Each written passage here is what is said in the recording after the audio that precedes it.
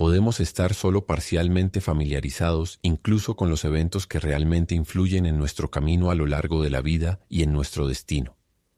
Hay innumerables otros eventos, si así pueden llamarse, que se acercan mucho a nosotros, pero pasan sin resultados reales o incluso sin revelar su cercana proximidad, como un reflejo de alguna luz o sombra en nuestras mentes.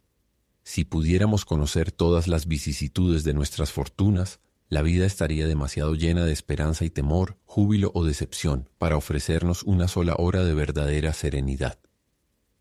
Esta idea puede ser ilustrada por una página de la historia de Thomas Swann. A los 20 años, Thomas estaba en el camino principal que iba de su pueblo natal a la ciudad de Boston, donde su tío, un modesto comerciante de comestibles, planeaba emplearlo como dependiente en su tienda. Baste decir que era originario de Virginia, nacido de padres respetables, y había recibido una educación escolar ordinaria, con un toque clásico tras un año en la academia. Después de viajar a pie, desde el amanecer hasta casi el mediodía de un día de verano, el cansancio y el calor creciente lo llevaron a sentarse en la primera sombra conveniente y esperar la llegada de un carruaje. Un pequeño grupo de arces apareció ante él, como si hubiera sido colocado allí intencionalmente. En el centro ofrecía un refugio encantador, acompañado de un manantial tan fresco y burbujeante que daba la impresión de haber brillado exclusivamente para él. Lo besó con sus labios sedientos y luego se dejó caer junto al borde, apoyando su cabeza sobre algunas camisas y un par de pantalones atados en un pañuelo de algodón a rayas. Los rayos del sol no podían alcanzarlo. El polvo aún no se levantaba del camino después de la fuerte lluvia de ayer, y su lecho de hierba le sentó mejor al joven que una cama de plumas. El manantial murmuraba a su lado, las ramas se mecían sobre el cielo azul y un sueño profundo lo envolvió. Mientras dormía profundamente a la sombra, otras personas pasaban de un lado a otro, a pie, a caballo y en todo tipo de vehículos, por el camino soleado junto a su refugio. Algunos pasaron sin mirar a los lados, sin siquiera notar su presencia. Otros apenas dirigieron un vistazo hacia él, sin dejar que el durmiente ocupase sus pensamientos. Algunos se rieron al verlo profundamente dormido, mientras que otros, con el corazón lleno de desdén, no dudaron en derramar su veneno innecesario sobre Thomas Swann. Una viuda de mediana edad, cuando nadie más estaba cerca, asomó un poco la cabeza en el refugio y juró que el joven se veía encantador mientras dormía. Un conferencista sobre la templanza lo vio e incluyó al pobre Tomás en el contenido de su discurso nocturno, como un terrible ejemplo de embriaguez mortal al costado del camino. Pero censura, alabanza, diversión, desprecio e indiferencia, todo era lo mismo, o más bien nada, para Thomas Swann. Había dormido poco tiempo cuando un carruaje tirado por un hermoso par de caballos pasó tranquilamente y se detuvo casi frente al lugar de descanso de Tomás. Se había caído un pasador, lo que hizo que una de las ruedas se desprendiera. El daño era leve y solo causó un momento de alarma a un anciano comerciante y a su esposa que regresaban a Boston en el carruaje. Mientras el cochero y un sirviente volvían a colocar la rueda, la dama y el caballero se refugiaron bajo los arces, y allí descubrieron la fuente burbujeante y a Thomas Swann dormido junto a ella. Impresionados por la reverencia que el más humilde de los durmientes suele inspirar a su alrededor, el comerciante caminaba tan suavemente como la gota se lo permitía, y su esposa tuvo mucho cuidado de no hacer crujir su vestido de seda, para que Tomás no se despertara de repente. «¡Qué profundamente duerme!», susurró el anciano. «¿De qué profundidad extrae esa respiración tranquila? Un sueño así, conseguido sin opiáceos, valdría más para mí que la mitad de mis ingresos, porque significaría salud y una mente sin problemas». «Y juventud, además», dijo la señora. «La salud y la tranquilidad de la vejez no duermen así. Nuestro sueño no se parece al de él, ni tampoco nuestra vigilia». Cuanto más lo miraban, más interés sentía esta pareja de ancianos por el joven desconocido, para quien el camino y la sombra de los arces eran como un lugar secreto, con la rica penumbra de cortinas de damasco envolviéndolo. Al percibir que un rayo de sol se colaba sobre su rostro, la señora se las ingenió para mover una rama a un lado, de modo que no lo interrumpiera. Tras realizar este pequeño acto de bondad, comenzó a sentirse como una madre para él. «La providencia parece haberlo colocado aquí», susurró ella a su esposo, «y habernos traído hasta aquí para encontrarlo, después de nuestra decepción con el hijo de nuestro primo. Creo ver un parecido con nuestro fallecido hijo. ¿Deberíamos despertarlo?» «¿Con qué propósito?», dijo el vendedor dudando. «No sabemos nada sobre el carácter del joven». «Esa expresión tan abierta», respondió su esposa, con el mismo tono bajo pero con intensidad. Ese sueño inocente. Mientras estos susurros ocurrían, el corazón del durmiente no latía más rápido, ni su respiración cambiaba, ni sus rasgos mostraban la menor señal de interés. Sin embargo, la fortuna estaba inclinada sobre él, lista para dejar caer una carga de oro.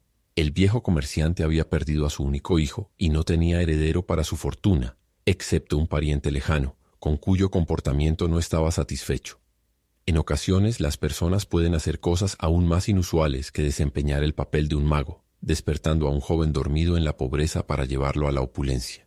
¿Deberíamos despertarlo?, insistió la señora persuasiva.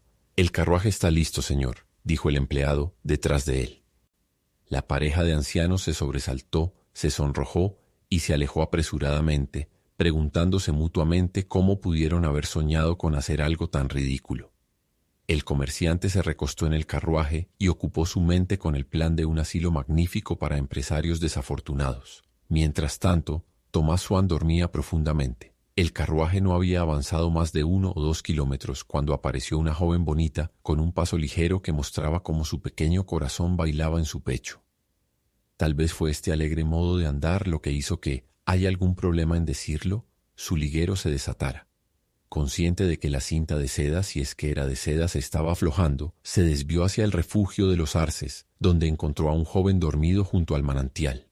Sonrojándose tan roja como cualquier rosa al verse intrusa en el dormitorio de un caballero, y por un propósito así estaba a punto de escapar de puntillas, pero había peligro cerca del durmiente. Un abejorro revoloteaba sobre Tomás Swan, moviéndose entre las hojas, atravesando los rayos de sol y perdiéndose en las sombras oscuras, hasta que finalmente pareció posarse sobre el párpado de Tomás. La picadura de una abeja a veces es mortal. Tan de corazón abierto como era inocente, la chica atacó al intruso con su pañuelo, lo removió con fuerza y lo ahuyentó de la sombra de los arces. ¡Qué dulce imagen! Realizada esta buena acción, con la respiración agitada y un sonrojo más intenso, lanzó una mirada al joven, por quien había estado luchando contra un dragón en el aire. «Es guapo», pensó ella sonrojándose aún más. ¿Cómo podía ser que ningún sueño de felicidad creciera tan fuerte dentro de él que, al romperse por su propia intensidad, le permitiera percibir a la joven entre sus fantasmas? Porque al menos no se iluminó su rostro con una sonrisa de bienvenida. Ella había llegado, la joven cuya alma, según la antigua y bella idea, había sido separada de la suya, y a quien él, en todos sus vagos pero apasionados deseos, anhelaba encontrar. Solo a ella podía amar con un amor perfecto. Solo a él podía ella recibir en lo más profundo de su corazón, y ahora su imagen se reflejaba tenuemente en el manantial, a su lado. Si desapareciera, su feliz resplandor nunca volvería a iluminar su vida. «Qué profundamente duerme», murmuró la muchacha. Se fue, pero no caminó por el sendero con la misma ligereza con la que había llegado. Ahora bien, el padre de esta chica era un próspero comerciante rural de la localidad y en ese preciso momento buscaba a un joven exactamente como Tomás Swan. Si Tomás hubiera entablado amistad con la hija al borde del camino, se habría convertido en el asistente del padre, y todo lo demás habría seguido de manera natural. Así que aquí nuevamente la buena fortuna, la mejor de las fortunas, había pasado tan cerca que su ropa rozó contra él, y él seguía dormido. La joven apenas había desaparecido de la vista cuando dos hombres se desviaron hacia la sombra de los arces. Ambos tenían rostros oscuros, acentuados por gorras de tela inclinadas sobre sus frentes. Sus ropas eran andrajosas, pero con cierto toque de elegancia.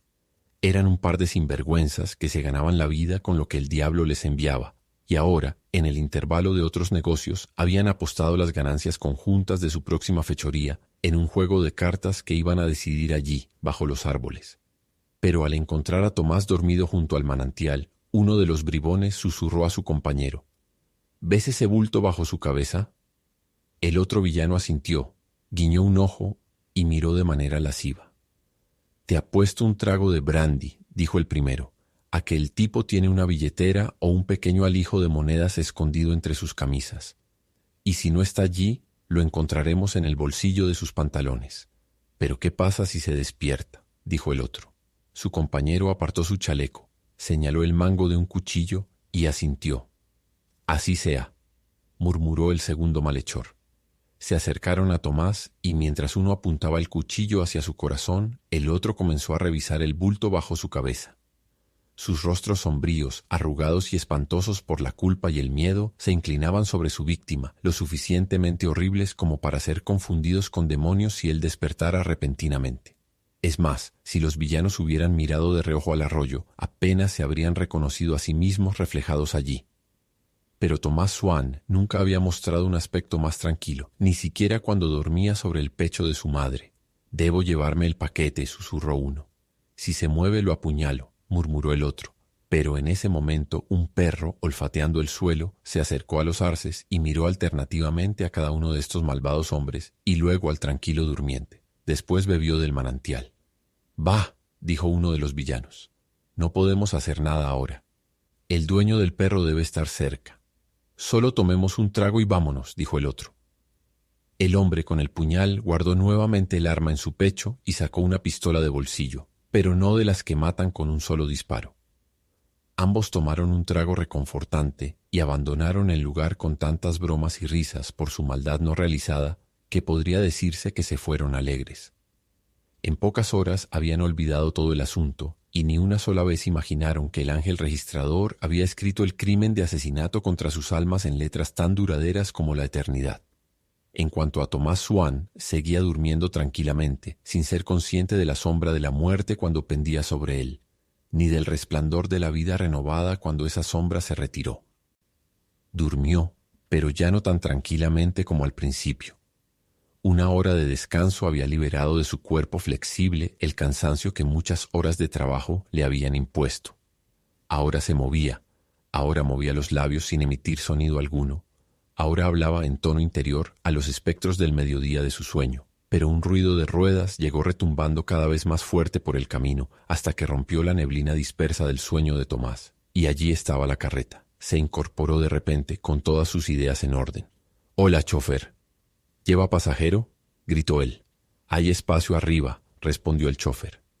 Tomás se subió y partió alegremente hacia Boston, sin siquiera una última mirada a esa fuente de vicisitudes oníricas. No sabía que un fantasma de riqueza había teñido sus aguas de dorado, ni que uno de amor había suspirado suavemente al compás de su murmullo, ni que uno de muerte había amenazado con teñirlas de rojo con su sangre. Todo esto en la breve hora desde que se recostó a dormir. Dormidos o despiertos no oímos los pasos ligeros de las cosas extrañas que casi suceden. ¿No sugiere esto una providencia supervisora que mientras los eventos invisibles e inesperados se cruzan continuamente en nuestro camino, todavía haya suficiente regularidad en la vida mortal para que la previsión sea, al menos parcialmente, viable? El fin.